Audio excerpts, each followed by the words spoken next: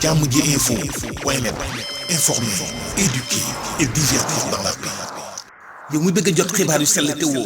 waaye itam bu ànd ak njàngalee ak xel mu dal ak jàmm gaawal gaaw abonné suñu compte YouTube bii nga xam ne moo di jàmm ji info point net. mbokk yi jërë ngeen jëfati ci ànd beeg jàmm ji info saa su ne bisimila ñu jukkil leen ci li fi jotorot ci ay xibaar te gën a fës ci ayuba si ñu nekk dañu koy dooree ak Abdou Karim Gueye xurum xaq niki tey nag ci suba mu daal di def ab vidéo doon wax nag ci lu jëm ci wàllu kilifa nee na nag kilifa daf leen a wor rek ndax fa ñu ko doon xaar gisuñu ko fa nee na nag ginnaaw première vidéo bi nga xam ne moom moo duggoon yëkkati na téléphone am daal di woo kooku nga xam ne moom moo di kilifa daal ni ko boo nekkee activiste gars yi dañ lay suruxal waaye gis nañu ni suruxaluñ la waaye nag nee na ñu teg ci ay fan rek ñu daal di gisaat weneen vidéo boo xam ne nee na nag dafa dëppoo lool ak li nga xam ne moom la ñuy wax ci lu jëm ci wàllu trafiqué visa moom Abdou Karim Gueye ma ngay xamle ne nag kilifa dafa daal di kàcc rek sénégalais yi ndax gannaaw ba mu génnee ne la ñuy wax ak la am bokkul nag bi la yoon mu gisaat li nga xamante ni moom la ñuy wax ni moom moo di trafiqué visa bi la yoon bi mu ko gisaatee nee na la mu gis nag dafa ndróog lool li nga xam ne moom moo di trafiqué visa moom nag nee na kilifa dafa kàcc askanu Sénégal yëpp ndax la mu wax ak la nga xam ne moom moo am bokkul moom nag nee na moom nekkoon na yaanaama la mu xamal kilifa moo di dëggu waaye bi la yoon nee na daf koy dànkaafu nag ndax nee na moom kilifa dafay liggéey ak état bi moom nag link ba mu am ak état bi ak la muy xeex moom moo ko jaaxal kon donc moom nee na xamul ba tey kilifa fan la féete moom nag la muy ñaan moo di li nga xam ne moom moo di justice mu def liggéeyam maanaam mu daal di tëj wala rek mu daal di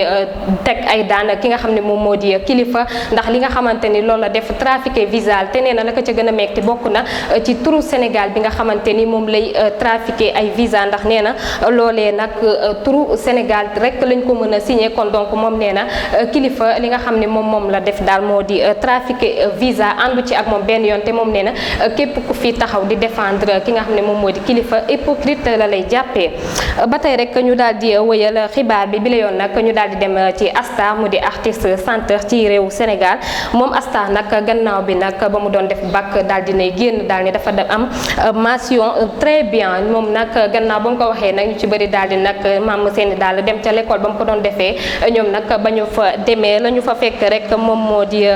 ba ñu demee lañ fa fekk moom moo di mention passable nag ñu ne nag lan moo tax Asta daal di génn ne moom mention très bien la am te amu ko ñoom nag la ñu cee wax rek moom moo di lañ bëggoon daal am na ko moo di bac bi mënoon na cee yam waaye mention très bien bi nga xam ne wax na ne am na ko te amu ko loolee nag dañu koy ñaawlu lu ci mënti amit ñu ngi koy félicité di ko wax nag bac bi nga xamante ne am na ko yàlla na ko jikk lépp lu mu ci bëgg mu daal di ko ci am ba tey rek ñu daal di wëyal xibaar bi la yoon nag ñu dem ci Xaadim Buub ci fàttali moom nag la mu defoon moo di dem ca l'école Diourbel ba doon fa def li nga xam ne moom moo di bac bi moom nag bac boobu nag mën nañoo jàpp ne waru ko woon a def rek ndax ci information yi ñu jot ñu ne ab xale bu jigéen maanaam coroom moom la doon defal li nga xamante ni moom moo di bac bi ñi nga xam ne nag ñoom ñoo nekk ci boobu la l'école ñoom ñoo gëstu ba xool xam ni kii ab doxalinam dëppoowul ak benn yoon ni jigéen di doxee ci noonee nañ ko daal di topp ba daal di xam nag kii du ab jigéen ab góor la ba ñu ko jàppee nag lanu ko laaj moo di ana lan moo tax mu def li ni mel mu ne nag place corom la daal di jël rek doon ko defal li nga xam ne moom moo di bac bi ci noonee la ñu daal di woo gendarmerie mu daal di ñëw ñu daal di ko yóbbu ni ki tey nag verdict ba wàcc na ñu ne moom Xaadim Buub ak corom boobu nga xam ne moom la jëloon place am tëj nañ leen 1 mois yoo xam ne 7 jours ya la ñuy tëdd mbokki jërë ngeen jëf li moo nekkoon xibaar bu tàbbi woon ci ñun te ñu doon leen ko jottali sant ngërëm ñeel leen sant ngërëm ñeel sama cadre Cheikh Omar Dramé di leen jox rendez-vous très bientôt ci beneen xibaar bu tàbbi ci ñun te ñu war leen koo jottali jërë ngeen jëf. jàmm ji info point net